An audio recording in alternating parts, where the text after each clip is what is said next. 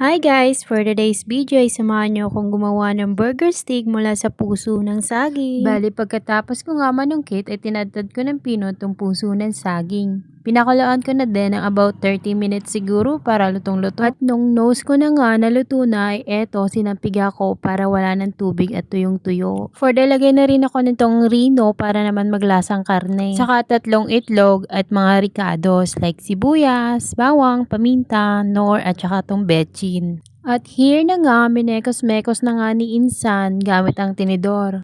Nahiya pang kamay ni. Nagpainit na nga kami ng kawali at ayan, for the salang na at hintayin na lang na maluto hanggang sa mag-brown. Brown daw, pero ang ending, di mo kaya. Sobra pa sa sunog. Tara, kain na tayo. Pwede na siguro to kahit sunog. Bye! Thank you for watching guys!